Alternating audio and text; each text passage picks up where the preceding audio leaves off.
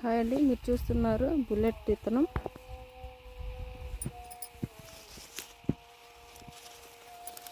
Bullet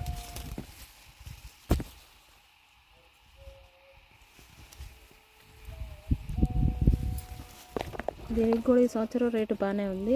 18,000 17,000 అంటున్నారు. ఉండే కొంది రేటు ఎంత ఉంటుందో. ఇదంతా బుల్లెట్.